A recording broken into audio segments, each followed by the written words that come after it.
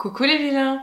Coucou les vilaines! Bienvenue dans cette nouvelle vidéo. Aujourd'hui on se retrouve pour un point lecture qu'on va faire en deux parties parce qu'on a beaucoup de livres à vous présenter. En tout cas on le fait en deux parties surtout parce que pour pas que ce soit trop redondant pour vous et puis comme ça c'est plus agréable. Si les livres vous intéressent au moins vous aurez le temps d'écouter un petit peu nos avis. Donc en tout il y a 4 livres chacune, donc on va vous en présenter 2 dans cette première partie et dans une autre partie vous aurez donc juste après les 2 autres qu'on a lus chacune.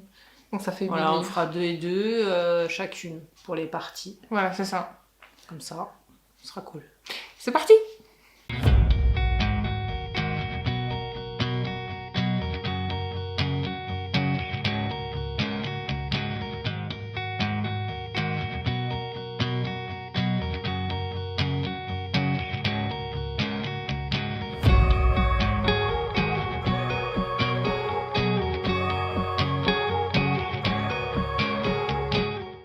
Donc pour ce premier roman, moi je vais vous parler de Tout le bleu du ciel de Melissa d'Acosta.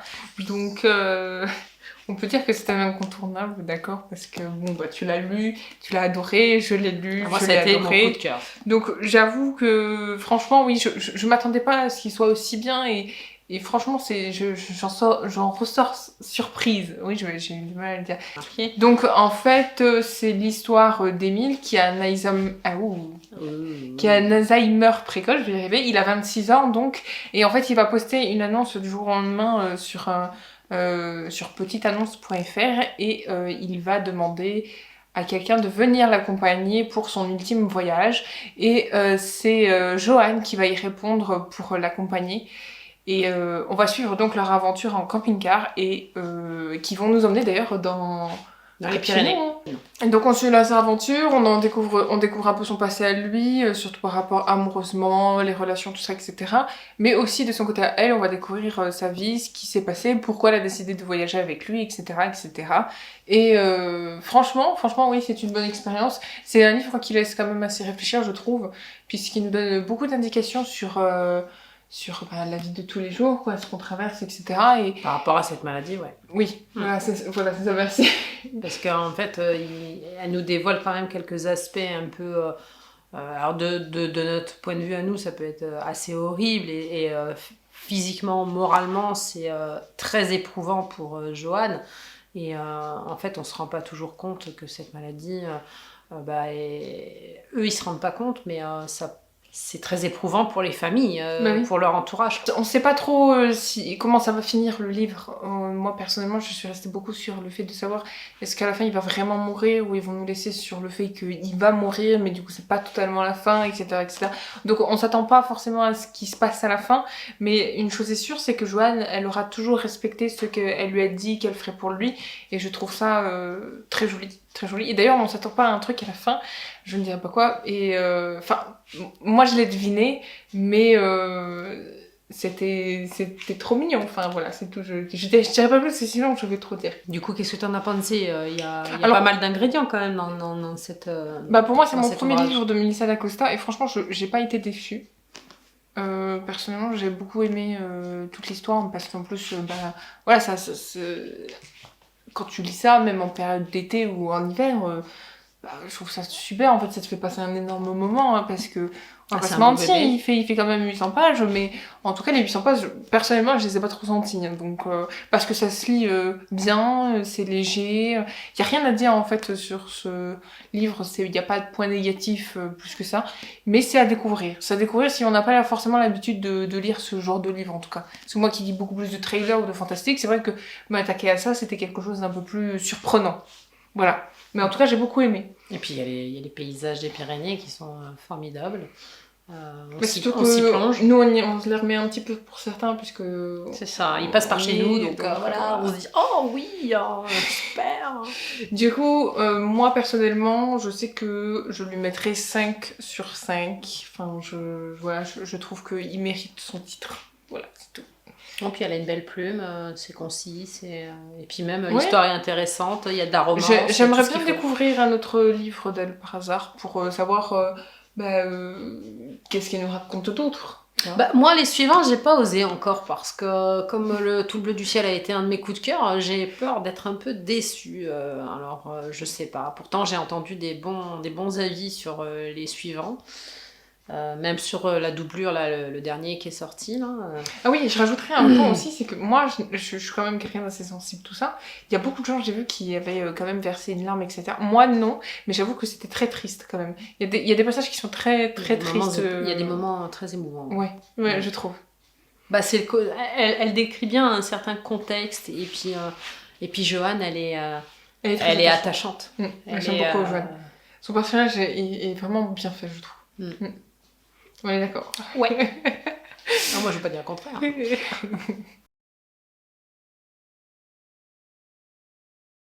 Pour le deuxième, moi, je vous présente Kaléidoscope de Danielle Steele. Donc, Danielle Steele, on ne la présente plus. C'est une romancière américaine assez connue. Bon, c'est vrai que la pochette m'a un petit peu hypée parce que je me suis dit, oh, il y a des trucs sur la Deuxième Guerre mondiale, ça va sûrement me plaire et tout. Et puis finalement, ouais, j'ai bien apprécié l'histoire de Sam et d'Alexandra et de leurs 3 filles, puisque ça va être l'histoire des trois petites qui vont être séparées jeunes, pas à la naissance, parce qu'elles sont toutes les 3 nées, et la petite dernière, je crois qu'elle est bébé. Quand elles sont séparées toutes les 3. Je vous dirai pas pourquoi. La seule chose, c'est que ce livre raconte en fait la vie des 3 petites jusqu'à l'âge adulte et jusqu'au moment où il va y avoir des retrouvailles. Donc on va suivre leurs embûches, leurs déboires pour certaines. Et on va voir surtout que leur rencontre, leur ultime rencontre n'est pas anodine. Et elle va être un petit peu difficile, puisqu'il va y avoir des obstacles à traverser pour les unes comme pour les autres, puisqu'il y en a certaines, elles sont sur d'autres territoires que les États-Unis, puisqu'elles sont issues d'un papa GI. Donc elles ont vécu aux États-Unis, et il y en a une, je crois que c'est la cadette. Elle a atterri avec sa famille adoptive en Europe. En fait, cette histoire, elle est surtout liée à une quête d'identité et de savoir quelles sont devenues ses propres origines, ses propres sœurs pour certaines, puisque c'est quand même l'aînée qui en fait la demande au départ. Mais on verra comment ça se passera plus tard, en tout cas si vous le lisez. Et en fait, c'est un livre, je trouve, tout plein d'émotions. De par leur vécu aux 3 petites assez différents, puisqu'elles vivent quand même avec des parents adoptifs, mais carrément différents toutes les 3. Elles n'ont pas la même chance dès le départ, puisqu'elles n'ont pas été adoptées, ça j'ai oublié de le dire tout à l'heure, elles n'ont pas été adoptées toutes les 3 en même temps, ni dans la même famille. Mais ensemble, elles sont vraiment séparées. Elles ont vraiment été toutes les 3 séparées, avec des parents adoptifs différents. Donc elles n'ont pas du tout mené la même vie. Pas du tout. Il y en a, elles ont été plus, disons, chanceuses. Que ce soit d'un point de vue pécunier, affectif, voilà, sur les 3, ça n'a pas été le cas pour toutes. Donc il y a une certaine, au départ, une certaine rancœur pour celles qui ont eu moins de chance que les autres. Mais malgré tout, on va s'apercevoir que ça va pas être si gênant que ça, puisque l'amour, les souvenirs, je parle surtout de l'aînée là, parce que c'est quand même elle qui faisait le lien entre les 3, puisque c'est la plus grande qui a compris certaines choses et qui est quand même apte à dire des choses aux 2 petites d'aujourd'hui étant adultes, parce qu'elle en fait elle se retrouve avec aucun souvenir. Elles ont même omis leurs 2 autres sœurs. Il y a vraiment que l'aînée qui a gardé des souvenirs. Il y a vraiment que la grande qui a eu ce souvenir d'avoir eu une vie de famille heureuse avec ses 2 petites sœurs qu'elle aimait plus que tout. Et les 2 autres, elles ont fait comme un déni. La petite dernière était bébé, donc c'est pas de sa faute, hein. Quand on est bébé, il y a une certaine partie qui s'estompe, surtout si on n'en parle pas. C'est vrai. Ce qui était le désir des parents adoptants. Hein, ils étaient désireux de ne pas revivre du tout ce qu'elles avaient vécu, et encore moins de leur raconter leur histoire. Donc elles ont vécu les 2 dernières dans un déni total. Et donc, en fait, ce qui est beau, c'est la finalité de ces retrouvailles. Je vous spoile rien puisque c'est marqué derrière, hein, mais on ne vous dit pas... Enfin, moi, personnellement, je vais pas vous dire comment, pourquoi et comment c'est arrivé parce que c'est une très belle histoire. Je me suis vraiment pris au jeu. Au début, je trouvais ça un peu longué parce que bon, en fait, c'était un peu stéréotypé. Voilà, un GI qui rencontre une Française, il l'embarque aux États-Unis. Enfin voilà, l'histoire classique. Voilà, de romance d'amour qu'on pourrait voilà, oui. Qu'on peut trouver partout. Et qu'on peut un peu partout. Donc là, c'est vrai qu'au début, je me suis dit bon, c'est encore de nouveau un truc de genre. Et en fait, au final, l'histoire des 3 petites m'a vraiment hypée jusqu'au bout et j'avais vraiment envie de savoir comment elles allaient développer justement leur vie d'adulte et puis ces fameux retrouvailles grâce à une personne dont je tairai le nom et l'histoire parce que lui il est le maillon de toute cette histoire d'adoption et puis de retrouvailles. Donc la seule chose que je peux peut-être dire, parce que je pense que je spoil pas, c'était que c'était le meilleur ami de leur papa. Voilà. Parce que le papa et lui se sont rencontrés lors de la Deuxième Guerre mondiale. Ils étaient soldats tous les 2. Un peu sur son identité. Voilà, mais c'est tout, je dirais que ça. Voilà, j'en dis pas plus. Alors comment tu le mettrais du coup ? Celui-là, je me suis éclatée à le lire. Je lui mettrais 5, c'est très bien écrit. On va pas lui apprendre à écrire, à Daniel Steele.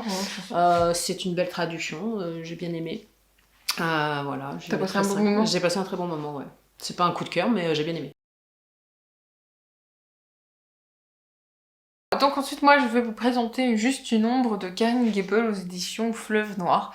Donc, on va suivre Chloé, qui a une vie tout à fait normale. Elle bosse, elle aime pas trop son job, mais elle veut quand même y réussir dedans. Elle gagne assez d'argent, elle gagne sa vie, elle a son propre appartement, etc., etc.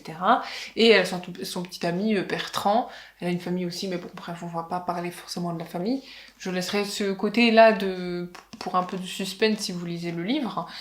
Et donc, en fait, Chloé va commencer à se faire suivre dans la rue, à son boulot. L'ombre, parce qu'elle s'appelle l'ombre, enfin, elle l'appelle l'ombre plutôt, va venir même chez elle quand elle dort. Il déplace des objets chez elle, donc elles se sent plus en sécurité. Normal. Mais personne ne la croit. Et quand on dit que personne ne la croit, c'est-à-dire même son chéri, donc Bertrand ne la croit pas, la police ne la croit pas, il la pense complètement folle et que c'est elle qui se trompe, qui ne se souvient plus des déplacements d'objets, etc., etc. Oui, de toute façon, la police, tant qu'ils l'ont pas tué... Voilà, c'est ça. Il lui arrive rien, il n'y a pas de traces d'effraction chez elle, donc personne ne la croit, jusqu'au moment où un flic, qu'on suit petit à petit au fur et à mesure de l'histoire, je vais y arriver, qui s'appelle Alexandre Laval, qui va la croire. C'est le seul qui va la croire, qui va l'aider à savoir qui c'est, qui se cache derrière ce bonhomme qui la suit, qui rentre chez elle, voilà. Ça va l'aider en tout cas.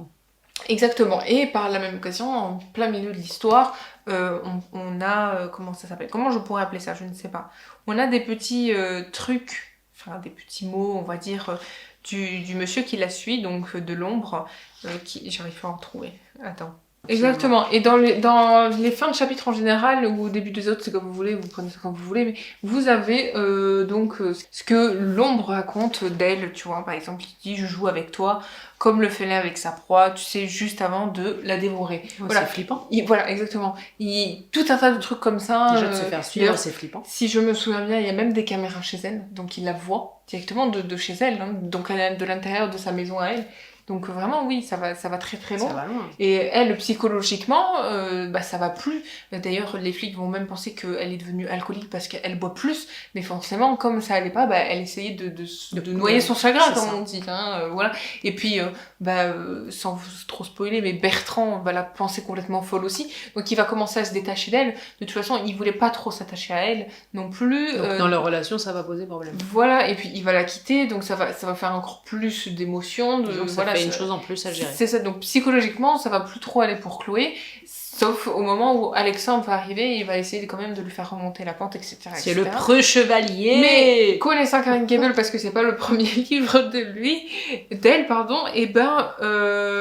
et je ne m'attendais pas du tout à la fin. En général, on sait que les fins de Corinne Gable ne sont jamais joyeuses. On le sait, mais des fois on peut se dire oui, mais bon, un tel peut quand même rester en vie, un tel va quand même être là à la fin. Lui, on peut penser qu'il va mourir, etc. Tu vois, on peut penser plein de choses de chaque personnage, mais on s'attend pas à ce qu'il y ait cette fin-là. Et personnellement, en fait, au début, j'étais un peu, pas choquée, parce que voilà, ça reste quand même un livre, et j'ai pas l'habitude des trailers, mais un petit peu, mais j'étais quand même un peu surprise par ça. Et au final, je trouve que la fin va très très bien avec l'histoire en elle-même, et ça fait plus, on va dire, ça fait moins fiction en fait. La fin fait moins fiction, ça fait plus réel. Oui, ça fait pas les genre fins américaines ou voilà, tout beau, tout rose. C'est ça. Là, vraiment, on sent qu'il y a vraiment un truc, et ça pourrait, si c'est adapté, c'est un truc qu'on pourrait croire que ça a vraiment existé. Tu vois, ça fait un peu plus réel, un peu plus dans notre monde qu'une histoire où ça finit forcément bien. Mais en tout cas, c'est à lire. Si vous n'avez pas lu, je vous le conseille énormément parce que lui, c'est un coup de cœur. Il est vraiment très très bien écrit. Si vous aimez Corinne Gable, lancez-vous parce que franchement, elle fait des livres splendides, des trailers magnifiques, et celui-là, il en vaut la peine. Je trouve que en plus, il se lit très très bien. Enfin, moi, j'ai beaucoup aimé en tout cas. D'ailleurs, si un jour tu ne sais pas quoi lire, je te le conseille aussi. Bon, de toute façon, moi, j'avais vu adapter celui où le héros de l'histoire, il est... Alors moi, je les ai pas tous lus, donc je sais pas. C'est mon deuxième livre. De montagne. Il est magnifique. Mais en tout cas, j'aime toujours autant sa plume, mais franchement, un bon livre. Donc, n'hésitez pas à le lire si vous êtes tenté par juste une ombre. Voilà. Pour le dernier, moi, ce sera Les filles du manoir Foxcott, aux éditions 10-18 de Avery Chase. Donc là, c'est un trailer. On va se retrouver dans la forêt parce qu'on y trouve un bébé. C'est des doubles temporalités puisqu'on va vivre d'un côté toute l'histoire de Rita et ce fameux bébé qui a été recueilli par la famille Harrington à l'époque quand ils ont trouvé le petit. C'est Rita qui va s'en occuper. De cette famille Harrington, ils ont 2 enfants, donc Teddy et Hera, et c'est Hera qui trouvera ce petit bébé. Donc il y a tout un aspect mystérieux par rapport à ce bébé arrivant impromptement dans cette forêt. Par chance, à ce moment-là de la vie d'Hera et de sa maman, ils trouvent ce fameux bébé qu'ils ont envie de garder. Nous verrons que par la suite ce bébé va avoir une vie assez tumultueuse et on va nous expliquer au fur et à mesure du livre l'intrigue qu'il y a avec ce bébé qui se transformera donc en adulte avec Sylvie qui est ce bébé, et c'est la double temporalité justement dans le livre puisque Sylvie va être en quête d'identité vu que elle a été trouvée dans les bois. Pourquoi, comment, par qui, et de là va se suivre c'est pas une chasse au trésor parce que des fois c'est un peu glauque dans le livre. On a envie de savoir, ça nous donne envie d'aller plus loin, de savoir pourquoi Sylvie a été adoptée par telle ou telle personne et comment c'est arrivé. Bon, le livre commence par un cadavre trouvé dans la forêt justement du manoir Foxcott. Un petit côté trailer dramatique quand même. C'est un petit côté trailer parce qu'il y a quand même des assassinats. Mais c'est pas l'intrigue la plus prédominante du livre. Ouais, enfin, moi, de ce que j'en ressens et ce que j'en ressors, c'est mon humble avis à moi. Moi, j'avais plutôt envie et j'étais plutôt hypée par cet enchevêtrement, parce que ça c'est un mot difficile à dire, faut pas me planter. Donc, c'est un enchevêtrement de circonstances, de gens qui sont mêlés les uns aux autres, parce qu'en fait, Sylvie est mêlée à Hera, qui va apprendre qu'elle l'a trouvée dans la forêt, mais bien plus tard, étant adulte, maman. Il y a aussi donc la nounou, Rita, je n'ai pas expliqué tout à l'heure, mais c'était la nounou des enfants de la famille Harrington qui a recueilli ce fameux bébé dans la forêt. Okay. Donc je tairais l'aspect psychologique qu'avait la maman de la famille Harrington, puisque c'est là qu'intervient justement l'affectif et du pourquoi et du comment on va prendre ce bébé dans la forêt sans rien dire à personne, Enfin, c'est rempli de secrets. Oui, d'accord. Donc je vais taire ceci. Et on va aussi avoir la chance d'avoir aussi une partie de l'histoire de, je crois que c'est Annie, sa fille, à Sylvie, qui est intimement liée, elle aussi, dans le chaînon familial de Rita, Hera et de Sylvie. Donc toutes ces femmes réunies, assez mystérieuses les unes comme les autres, mais qui ont un affectif et une histoire commune.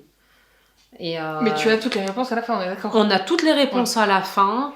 Alors moi, j'ai beaucoup aimé l'histoire. Il y a que un petit bémol dans cette écriture, c'est que des fois, ça va... je sais pas, les phrases sont assez courtes. C'est une écriture assez contemporaine. Donc pour ceux qui aiment, super. Moi, il y a des petits trucs des fois qui m'ont un petit peu gênée de ce côté-là. Mais sinon, franchement, pour l'intrigue et l'histoire, j'ai beaucoup aimé. Voilà, donc je recommande entre autres quand même pour l'histoire. Franchement, je me suis régalée jusqu'à la fin, j'avais envie de savoir mais quel était le lien entre toutes ces femmes qu'on nous présentait. Et la centrale, c'est quand même... on pourrait croire que c'est Hera qui trouve le bébé, mais non, la centrale, c'est quand même Rita. C'est la nounou qui est au centre de ce livre, et je l'aime beaucoup. C'est un personnage que j'aime beaucoup. Du coup, tu lui mettrais combien? Eh ben écoute, mis à part ce petit aspect bémol là de l'écriture, ça vient peut-être de la traduction, hein, après je sais pas, mais je pense que c'est écrit comme ça.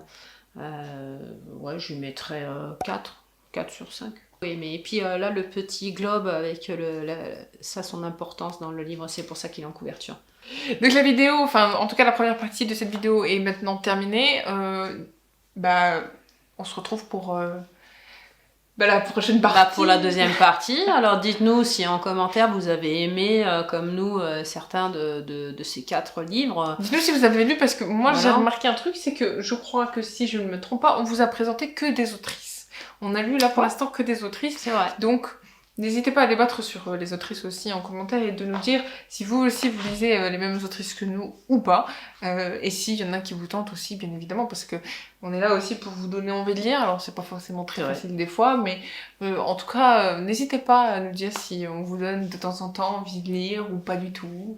En tout cas, on se retrouve pour une deuxième partie. On espère que cette vidéo vous aura plu.